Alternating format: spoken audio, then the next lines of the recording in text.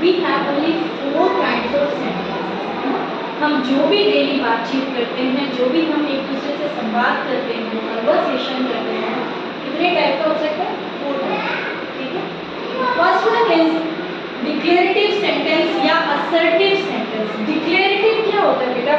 जब मैं कोई चीज डिक्लेयर कर रही हूँ, जैसे you all are studying in 4th class. ठीक है, तो आप सब पढ़ रहे हो, ये मैंने डिक्लेयर कर दिया। ठीक है, या you have completed your homework, ये भी मैंने डिक्लेयर कर दिया, आप अपना होमवर्क कर चुके हो। या कोई चीज यूनिवर्सल ट्रुथ है ना, assertive sentence, declarative, universal truth क्या होता है? जैसे earth moves the around the sun, तो ये यूनिवर्सल ट्रुथ है। मतलब ये प्रेजेंट टेंस की बात होगी, जनरली प्रेजेंट या पास्ट की बात होगी। सिंपल सी चीज होगी कि वो डिक्लेयर कर रहा है या अपने आप में कुछ घोषणा कर रहा है। ठीक है, जैसे मंकीज लिव ऑन ट्रीज, आप ये अंडरस्टूड है, मंकीज कहाँ रहते हैं? ट्रीज पे है। ठीक है, okay. Birds live in nest, ये भी यूनिवर्सल ट्रुथ है। तो सिंपल सी चीज है, या तो कोई डिक्लेरेटिव कर रहा है या असर्टिव सकारात्मक वाक्य जब वो कह रहा हो यू आर माई फ्रेंड, तो मैंने सिंपल सी चीज बोली ना कि आप मेरे फ्रेंड।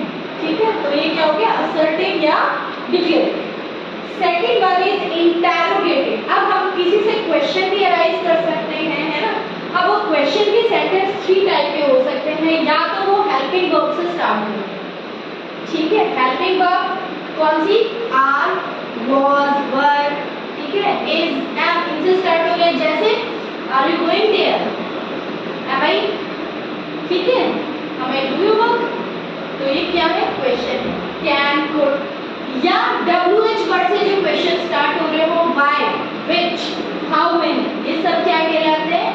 इंटेरोगेटिव। ठीक है, अब थर्ड है आपका मॉडल से जो स्टार्ट हो रहे हो, can you give me a pen, ठीक है, शैल आई हेल्प यू, ये तो आपकी हेल्पिंग वर्ब हो गई, ये मॉडल से आपकी, ये भी हेल्पिंग वर्ब भी कहलाते हैं बट मॉडल से। नाउ इंपेरेटिव सेंटेंस, जिनमें कि आप कोई एडवाइस दे रहे हैं, आप ऑर्डर दे रहे हैं, ठीक है, या परमिशन मांग रहे हैं। ठीक है, कैसे?